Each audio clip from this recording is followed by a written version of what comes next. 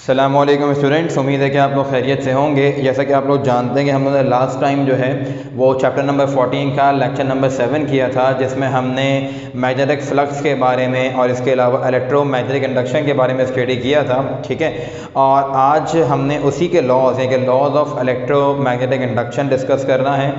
और आज का जो टॉपिक है हमारा वो यहीं पर ही ख़त्म हो जाएगा। ये लॉज ऑफ इलेक्ट्रोमैग्नेटिक इंडक्शन के दो लॉज हैं, एक Faraday's laws of electromagnetic induction और दूसरा Lenz's law of electromagnetic induction. ठीक है, तो जैसा कि हमने लास्ट लेक्चर में काम किया था, क्या किया था कि जनाब एक तो ये सीखा था कि इलेक्ट्रोमैग्नेटिक इंडक्शन का प्रोसेस जो है वो कैसे होता है। ठीक है, और हम उसके ज़रिए कैसे इंड्यूस करंट करते हैं और इंड्यूस ईएमएफ जो है वो प्रोड्यूस करते हैं। ठीक है, तो अमल में क्या है, किसी बात ये आई थी कि जनाब मैग्नेटिक फ्लक्स को चेंज करते रहोगे तो करंट इंड्यूस होता चला जाएगा। सही है, अब मैग्नेटिक फ्लक्स को चेंज करने के हम 3 से 4 तरीके पढ़ कर आए थे। पहला तरीका क्या था कि रिलेटिव मोशन जो है, रिलेटिव मोशन के ज़रिए, मैग्नेट के रिलेटिव मोशन के ज़रिए हम करंट को जो है वो कर सकते हैं प्रोड्यूस। और इसके अलावा क्या था हमारे पास, और हम कंडक्टर का एरिया चेंज कर दें, एक तरीका हमारे पास ये था बेटा। एक तरीका हमारे पास ये था कि time variant magnetic field produce कर दें। एक तरीका ये था कि कॉइल की डायरेक्शन चेंज कर दें, इंक्लाइनेशन लेकर आ जाए उसको फील्ड के अंदर। तो 3-4 तरीके थे हमारे पास जिसके ज़रिए हमने मैग्नेटिक फ्लक्स चेंज किया था, और फिर उसी के ज़रिए हमने क्या काम किया था कि करंट को इंड्यूस करवाया था और ईएमएफ इंड्यूस करवाई थी। ठीक है, तो उन तमाम तरीक़ों को, उन तमाम उसको का कोई मैथमेटिकल लॉ होना चाहिए था। उसके लिए हमें जो है सबसे बेहतरीन जो प्रोवाइड किया क्वांटिटेटिव लॉ वो किया फैराडे साहब ने। मैंने लास्ट टाइम बताया था आप लोगों को 18वीं सेंचुरी में 2 ही लोग, एक ही बंदा था कि जो कि इस काम बेहतरीन तरीके से किया इसने, इस टॉपिक के लिहाज से एक फैराडे साहब थे। उसके बाद जो थोड़ा बहुत काम किया इलेक्ट्रोमैग्नेटिक इंडक्शन के हवाले से फैराडे के बाद, वो हेनरी ने किया था। ठीक है, तो बेटा आइए शुरू करते हैं। हमारा आज का जो पहला टॉपिक है, मेन टॉपिक है laws of electromagnetic induction. Main topic क्या है हमारे पास, लॉज ऑफ इलेक्ट्रोमैग्नेटिक इंडक्शन। ये हमारे पास है मेन टॉपिक, और इसमें जो पहला लॉ है बेटा वो है फैराडे साहब का। सही है भाई, वो किसका है, फैराडे का लॉ है। तो फैराडे के लॉ में हम कैसे लिखेंगे, स्टेटमेंट पहले लिखनी है, उसके बाद उसका फॉर्मूला है, और बस बात फिर ख़त्म हो जाएगी। ठीक है, कोई एक्सप्लेनेशन वगैरह नहीं है, क्योंकि इसमें कितनी कोई मुश्किल बात नहीं है। इसकी स्टेटमेंट में आपको समझ में आ जाएगा। Faraday's law of electromagnetic induction. देखें, फैराडे को हम दो तरीके से, 2 स्टेटमेंट्स में हमने इसको स्प्लिट कर दिया। 2 स्टेटमेंट्स हैं फैराडे की। ठीक है, अब 2 स्टेटमेंट्स क्या है, फर्स्ट ऑफ ऑल हम ये बात तो जानते हैं कि जब मैग्नेटिक फ्लक्स चेंज होगा तब जो है वो क्या हो जाएगा, हमारे पास करंट इंड्यूस होगा। ठीक है, तो पहला जो स्टेटमेंट बनेगी वो क्या बनेगी हमारे पास कि when ever the magnetic flux change induce EMF in the coil, या current will be induced in the coil, current will be produced in the coil। ठीक है, तो हम कैसे लिख सकते हैं फर्स्ट पार्ट को लिख सकते हैं कि current will be induced. Heading डाल लेते हैं स्टेटमेंट की, उसके बाद शुरू करते हैं बेटा।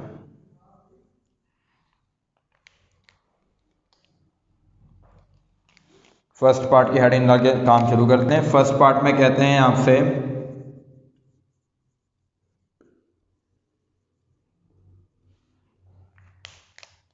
क्या बन जाएगा बेटा, फर्स्ट पार्ट आपके पास बन जाएगा whenever magnetic flux will be changed and EMF is induced in it।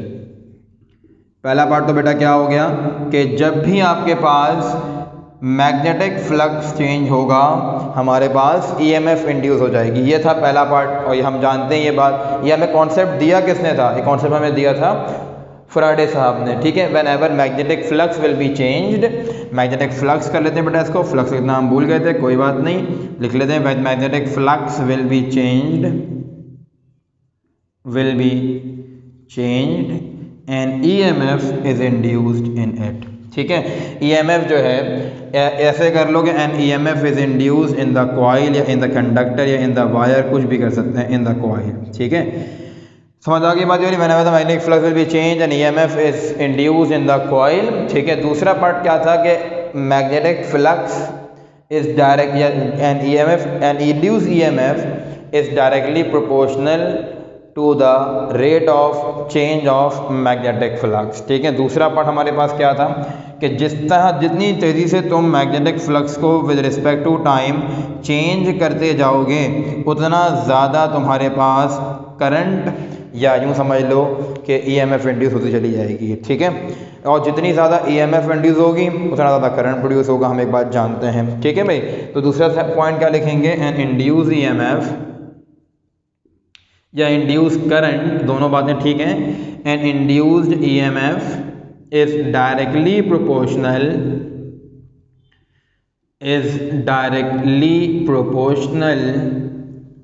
To the rate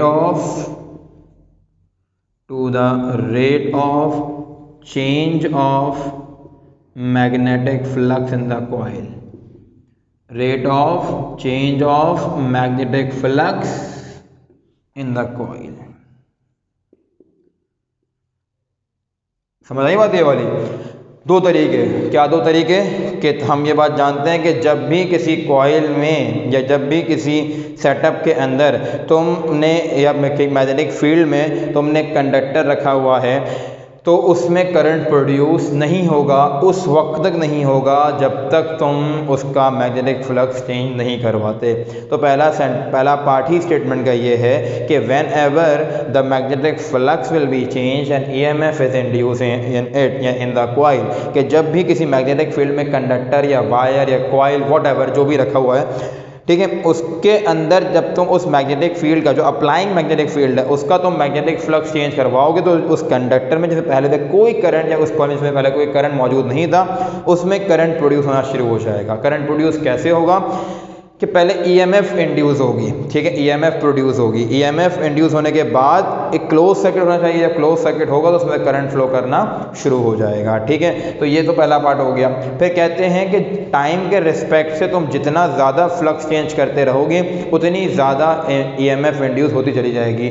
और हम जानते हैं अकॉर्डिंग टू ओहम्स लॉ कि जितना वोल्टेज होता है उतनी हमारे पास क्या होता है, उतना करंट भी प्रोड्यूस होता है। ठीक है, तो ईएमएफ बेसिकली क्या है, चैप्टर नंबर 13 में 6 बात को पढ़ के आ चुके हैं ईएमएफ क्या होती है। तो अकॉर्डिंग टू ओहम्स लॉ जितनी ज़्यादा ईएमएफ होगी उतना ज़्यादा हमारे पास क्या होगा, करंट भी प्रोड्यूस होगा। ठीक है, तो सेकंड पार्ट में ये लिखा कि an induce EMF is directly proportional to the rate of change of magnetic flux in the coil. जितना ज़्यादा मैग्नेटिक फ्लक्स को विद रिस्पेक्ट टू टाइम, यानी समझ लो टाइम वेरिएंट मैग्नेटिक फ्लक्स है। ठीक है, जितना ज़्यादा तुमने मैग्नेटिक फ्लक्स को चेंज करवाया उतनी ही ज़्यादा तुम्हारे पास क्या हो गई, ईएमएफ इंड्यूस हो गई। ये वाली बात समझ में आ गई। ठीक है, अब इसको हम मैथमेटिकल फॉर्म में कैसे लिख सकते हैं बच्चों, इसको हम मैथमेटिकल फॉर्म में इस तरीके से लिख सकते हैं कि अभी ज़रा देखते जाइएगा, मैथमेटिकल एक्सप्रेशन कर देते हैं। चलो अच्छा, मैथमेटिकल एक्सप्रेशन क्या बनेगी हमारे पास इसकी बेटा, मैथमेटिकल एक्सप्रेशन बनेगी हमें हमारे पास इस चीज़ की कि हमने क्या कहा कि ईएमएफ पूरा लिख लेता हूँ मैं, चलो, और ईएमएफ का साइन ऐसे भी होता है, ऐसे भी शो करते हैं ईएमएफ को इस तरीके से, और ये ऐसे करके इसको ऐसे कर देते हैं, ऐसे भी हम ईएमएफ को शो करते हैं। ठीक है, तो फिलहाल मैं पूरा लिख रहा हूँ ईएमएफ को। EMF is directly proportional to the rate of change of magnetic flux. Change of magnetic flux है विद रिस्पेक्ट टू टाइम है, तो क्या आ गया यहाँ पे, डेल्टा टी आ गया। ठीक है, और हम एक बात जानते हैं कि जब भी साइन ऑफ प्रोपोर्शनलिटी रिमूव होता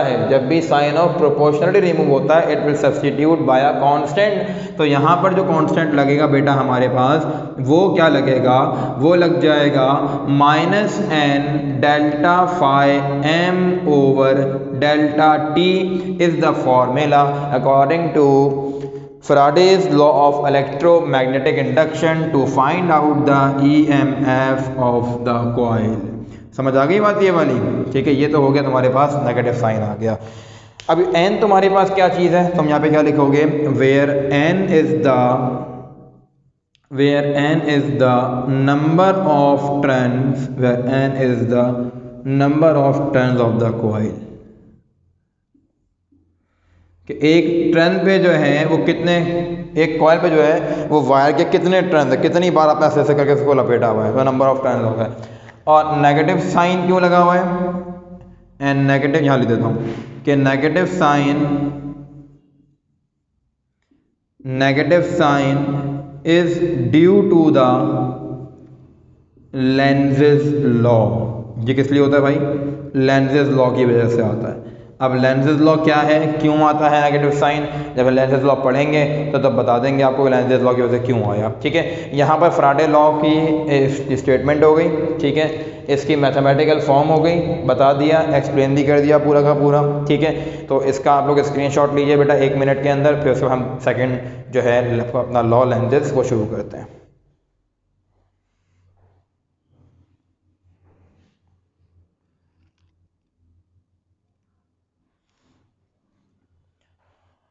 आई होप सो कि बेटा आप लोगों ने इसका स्क्रीनशॉट जो है वो ले लिया होगा। ठीक है भाई, इसको इरेज कर लें, फिर उसके बाद हम लेंजेस लॉ शुरू करेंगे।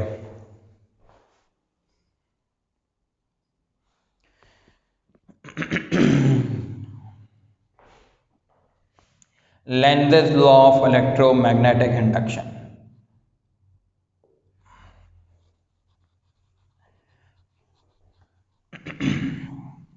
साथ साथ जो है ना आप लोग हर टॉपिक की लर्निंग भी करते जाइए।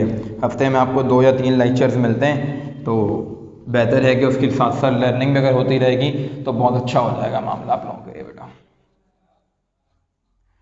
और जो भी फ़िलहाल न्यूज़ चल रही हैं कि MCQ बेस्ड एग्ज़ाम्स होंगे या जो भी होंगे, तो जो होगा आप लोगों को पता चल जाएगा। फ़िलहाल जो है ऐसा अभी अंडर प्रोसेस है सब कुछ। ठीक है, कोई फाइनल डिसीजन जो है किसी भी मिनिस्टर ने लिया नहीं है। जब भी कोई अपडेट आएगी तो हम आपको जो है उस चीज़ से बिल्कुल अवेयर कर देंगे। ठीक है, बहरहाल हमारा नेक्स्ट लॉ जो है वो क्या है, Lenz's law. Lenz's law of electromagnetic induction. ठीक है, इसकी स्टेटमेंट क्या है, इसकी स्टेटमेंट हमारे पास होती है द डायरेक्शन ऑफ करंट। चलो लिख लेता हूँ, लिख के डायरेक्ट बता देता हूँ कि द डायरेक्शन ऑफ करंट, कहने को तो एक लाइन की स्टेटमेंट है लेकिन बहुत कुछ है एक लाइन के अंदर भी। The direction of current is always such as to oppose the cause which produces it।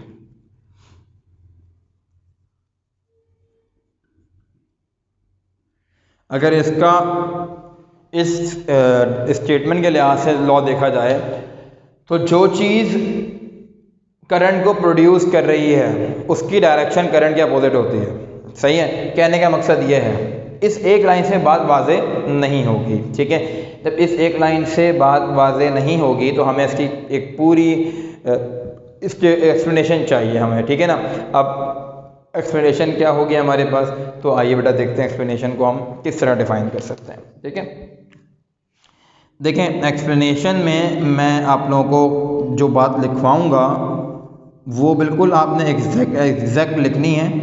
ठीक है, और एग्जैक्ट लिखने के बाद आप लोग उसको बहुत अच्छे से समझ भी लेंगे। फॉर एग्जाम्पल मैंने कंसीडर किया एक bar magnet, consider a bar magnet and a coil, consider a bar magnet and a coil and a coil in a close loop and a coil in a closed loop. Close loop में जो है मैंने एक coil consider किया है bar magnet के साथ। तो पहली बात जो मेरे पास होगी वो क्या होगी बच्चों, जो पहला पॉइंट समझ लें एक्सप्लेनेशन का कि फॉर एग्जांपल जब नॉर्थ पोल कंसीडर कर रहा है, वह ना north pole of a bar magnet, ज़रा सुनना बात को गौर से, when the north pole of a bar magnet approaching the face of the coil, approaching the यानी कि सामने क्या रखा हुआ है, कॉइल के सामने नॉर्थ पोल रखा हुआ है बार मैग्नेट। अभी करके दिखाता हूं मैं ना। North pole of bar magnet approaching the face of the coil, approaching the face of the coil, तो it becomes the north pole. अब कॉइल का वो क्या बन जाएगा, नॉर्थ पोल बन जाएगा। It becomes the north pole by inducing current. Current की वजह से क्या बन जाएगा, नॉर्थ फेस बन जाएगा। नॉर्थ फेस लिख देते हैं इसको, नॉर्थ पोल की तरह नॉर्थ फेस का, north face by inducing current and opposes the, और क्या करेगा, and opposes the forward motion of the magnet, and opposes the forward motion of the magnet. अच्छा, क्या बात हुई, क्या बात समझ में आई? फिलहाल तो कोई बात समझ में आई नहीं होगी, ठीक है, अब समझ में आ जाएगी। देखना ज़रा, देखो एक मैग्नेट मेरे पास है, ये आ गया मेरे पास एक मैग्नेट, ठीक है, ये आ गया मेरे पास एक मैग्नेट जिसका ये है नॉर्थ पोल। क्या है तुम्हारे पास बेटा, ये नॉर्थ पोल है, ये इसका साउथ पोल है। फिलहाल नॉर्थ पोल की बात कर रहे हैं, साउथ पे पढ़ने की ज़रूरत ही नहीं है आपको, ठीक है। अभी नॉर्थ पोल रखा हुआ है कहाँ पर, किसके सामने नॉर्थ पोल रखा हुआ है हमने, नॉर्थ पोल फेस कर रहा है एक कॉइल को, ठीक है, और कॉइल बना देते हैं हम। ये आ गया आपका बेटा कॉइल, और इस कॉइल में जो है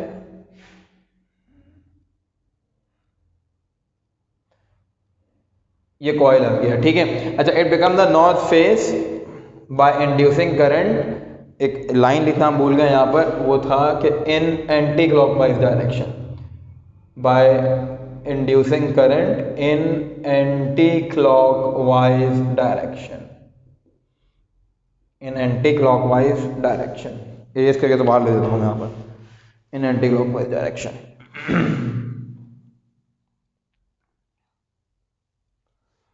in anti-clockwise direction and opposes the forward motion of the magnet, and opposes the forward motion of the magnet.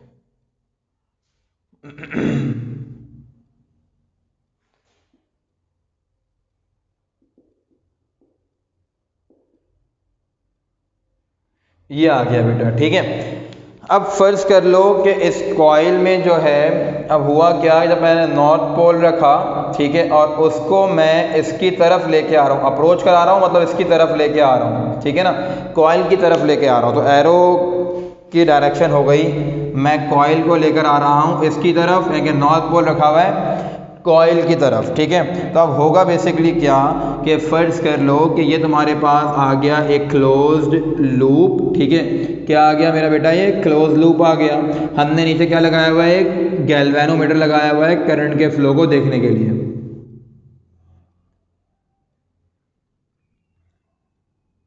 ये लग गया तुम्हारे पास एक गैल्वेनोमीटर करंट के फ्लो को देखने के लिए। अब हमने मान लिया कि यहाँ से जो है एंटी क्लॉकवाइज डायरेक्शन में करंट गुजर रहा है, एंटी क्लॉकवाइज डायरेक्शन में गुजर रहा है, तो एरोस की डायरेक्शन क्या होगी हमारे पास, एरोस की डायरेक्शन कुछ इस तरीके से होगी कि ऐसे करंट गुजर रहा है, ठीक है, यहाँ आएगा करंट, ठीक है। अब देखो सिलसिला क्या है, ज़रा सिलसिला सुनना, क्यों अपोज कर रहा है, क्यों नेगेटिव साइन आता है, ठीक है। नेगेटिव साइन इसलिए आता है जनाब कि इसकी डायरेक्शन है, जो अप्लाइंग फील्ड है उसकी डायरेक्शन हमारी तरफ इस तरफ है, ठीक है, मेरी तरफ है डायरेक्शन। अब करंट फ्लो कर रहा है, ठीक है, करंट फ्लो कर रहा है, तो जनाब होगा क्या कि करंट फ्लो कैसे कर रहा है, एंटी क्लॉकवाइज डायरेक्शन में करंट फ्लो कर रहा है। कॉइल ऐसे रखा हुआ होगा ना, ये कॉइल है, सिलेंड्रिकल शेप कॉइल है, ये रहा मेरा सीधा हाथ ना, ये सीधा हाथ है मेरा, ये सीधा हाथ है, और ये एंटी क्लॉकवाइज डायरेक्शन हो रही है, ये हो रही है एंटी क्लॉकवाइज डायरेक्शन। ये कॉइल है, ये रहा कॉइल, ये कॉइल है ऐसे, ठीक है। ऐसे मैं घुमाऊं जब इसको तो एंटी क्लॉकवाइज डायरेक्शन होगी। मेरा थंब किस तरफ है, थंब शो कर रहा है मैग्नेटिक फील्ड की डायरेक्शन, मैग्नेटिक फोर्स की डायरेक्शन, तो इसकी वजह से प्रोड्यूस हो रही होगी, ठीक है। अच्छा, अब देखो इसकी डायरेक्शन है उस तरफ, ठीक है, यानी कि ये बन गया तुम्हारे पास इसका नॉर्थ पोल क्या बन गया, इसका ये नॉर्थ पोल बन गया। बात समझ में आई? देखो ये रहा कॉइल और यहाँ से आ रहा है तुम्हारे पास नॉर्थ पोल। अब इसको घूमना है कैसे, एंटी क्लॉकवाइज डायरेक्शन में। मेरे पास राइट हैंड रूल है, ये घूम रहा है एंटी क्लॉकवाइज डायरेक्शन में और थंब क्या शो कर रहा है, थंब शो कर रहा है कि जो डायरेक्शन ऑफ फील्ड है जो इसकी वजह से प्रोड्यूस हो रही है, जो ओरिजिनल फील्ड के कैसी है, नॉर्थ और नॉर्थ ऐसे आ गए, ठीक है ना। इसका नॉर्थ इस तरफ था, इसका नॉर्थ इस तरफ आ गया। नॉर्थ नॉर्थ क्या करते हैं, रिपेल करते हैं। रिपेल मतलब कि अपोज कर रहे हैं। जब अपोज कर रहे हैं तो हमें एक फोर्स सहनी पड़ रही है इसको आगे लाने के लिए, इसको आगे लाने के लिए, इसके रिलेटिव मोशन को आगे बढ़ाने के लिए एक फोर्स को हमें क्या करना पड़ रहा है, अपोज करना पड़ रहा है। जब फोर्स को अपोज करना पड़ रहा है तो इसका मतलब क्या हुआ बेटा कि हमारे पास क्या आ जाएगा, नेगेटिव साइन आ जाएगा, ठीक है। अब कहने का मकसद कुछ यूँ है कि इसको आगे लाने के लिए हमें एक एनर्जी चाहिए होगी। क्या चाहिए होगी, एनर्जी चाहिए होगी, ठीक है। तो हमें कोई ना कोई मैकेनिकल एनर्जी की सोर्स प्रोवाइड करनी पड़ेगी इस मैग्नेट को आगे लाने के लिए। जब उस मैग्नेट को आगे लाने के लिए मैकेनिकल एनर्जी की सोर्स प्रोवाइड करनी पड़ेगी, तो यही एनर्जी है जिसकी वजह से करंट प्रोड्यूस हो रहा है। और इसी वजह से आप लेंजेस लॉ को हम law of conservation of energy को भी जो है इससे कंप्लीट रिलेट करवाते हैं। क्यों, जो हम मैकेनिकल एनर्जी इस पर अप्लाई कर रहे हैं मैग्नेट को आगे, खुद तो मैग्नेट आगे आएगा नहीं ना, ठीक है, हमें लाना पड़ेगा। और इतना आसान नहीं है कि सामने भी नॉर्थ पोल हो और इसकी वजह से क्या हो कि हमारे पास हम उसको आगे लेकर नॉर्थ की तरफ लेकर चले, इतना आसान नहीं है। कुछ ना कुछ इस पर इम्पार्ट करानी पड़ेगी हमें एनर्जी, मैकेनिकल एनर्जी, ठीक है। वही मैकेनिकल एनर्जी कन्वर्ट किसके अंदर हो रही होगी, इलेक्ट्रिकल एनर्जी के अंदर कन्वर्ट हो रही होगी, ठीक है। तो लॉ ऑफ कंजर्वेशन एनर्जी क्या कहलाता है कि एक एनर्जी का लॉस हो दूसरी का गेन हो, ठीक है। तो मैकेनिकल एनर्जी का लॉस होता है, इलेक्ट्रिकल एनर्जी का गेन हो जाता है, ठीक है। तो उसमें क्या होगा हमारे पास, इसमें ये हो जाएगा कि देखो सब कुछ बिल्कुल एग्जैक्ट वैसे ही रहेगा, बस फर्क क्या पड़ जाएगा बेटा हमारे पास। अब हमारे पास ये हो जाएगा कि नॉर्थ पोल पहले क्या था, अप्रोचिंग था, अब कैसे हो जाएगा बेटा, प्रीसीडिंग हो जाएगा। मतलब क्या होगा हमारे पास इस चीज़ का कि when a north pole of a bar magnet, north pole of a bar magnet approaching था पहले, अब क्या हो जाएगा, प्रीसीडिंग। तो क्या लिख दोगे तुम, preceding the face of the coil, preceding the face of the coil, it becomes, पहले बन रहा था तुम्हारे पास नॉर्थ फेस, अब क्या बन जाएगा, it becomes south face, it becomes south face by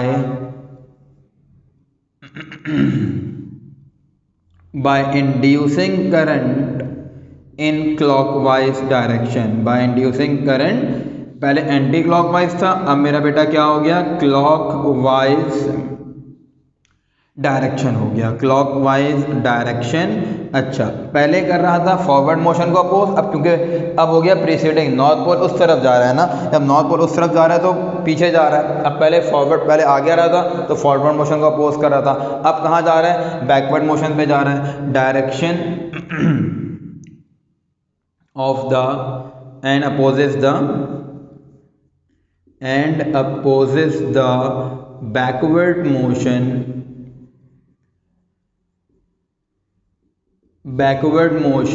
of the magnet।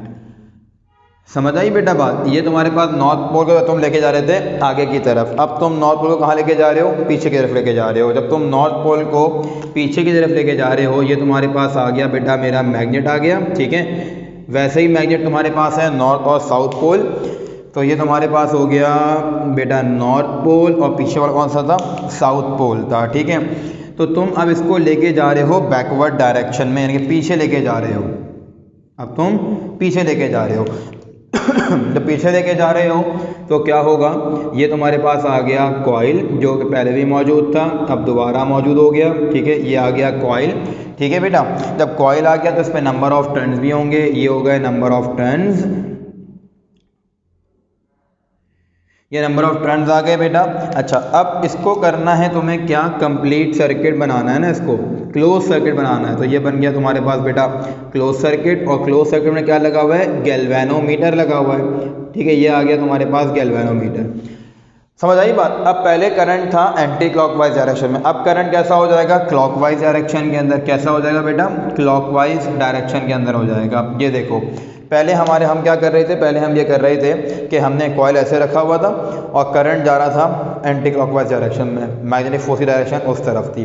अब करंट क्या है, क्लॉकवाइज डायरेक्शन में, तो ऐसे क्लॉकवाइज डायरेक्शन में होगा। फोर्स की डायरेक्शन क्या हो गई, उस तरफ हो गई, ये वाली बात समझ में आई, उस तरफ हो गई। जब उस तरफ हो गई तो नॉर्थ पोल वहाँ चला गया, नॉर्थ पोल कहाँ चला गया, वहाँ चला गया, ठीक है। यानी कि नॉर्थ पोल यहाँ आ गया, इस तरफ हो गया नॉर्थ पोल, और ये क्या बन गया, साउथ फेज बन गया। अब कौन पहले थी रिपल्जन, अब क्या हो जाएगी, अट्रैक्शन। जब पीछे लेके जाओगे बाहर मैग्नेट को तो इस तरफ खींच रहा होगा मैग्नेट को, तो इसको ओवरकम करने के लिए फिर तो मैं एक एनर्जी चाहिए, जिसको हमने किसका नाम दिया है, मैकेनिकल एनर्जी का नाम दिया है। एक बार मैग्नेट को इस तरफ लाने के लिए, बैकवर्ड लाने के लिए मैकेनिकल एनर्जी रिक्वायर है, ठीक है।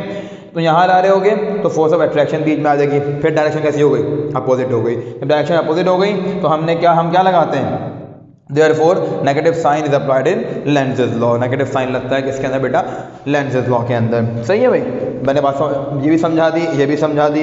अब कोई अगर प्रॉब्लम होती है इस टॉपिक के अंदर या फ्राइडे के अंदर तो आप लोग मुझसे पूछ सकते हैं बेटा, ठीक है। और हमेशा की तरह वही कहूँगा कि पूछ सकते हैं, व्हाट्सएप ग्रुप में मुझसे पूछ लीजिएगा, इसका स्क्रीनशॉट लीजिएगा। कोई बात नहीं समझ में आई है मेरा बेटा तो मुझसे पूछ लीजिएगा। अपना ख्याल रखिएगा, अल्लाह हाफ़िज़।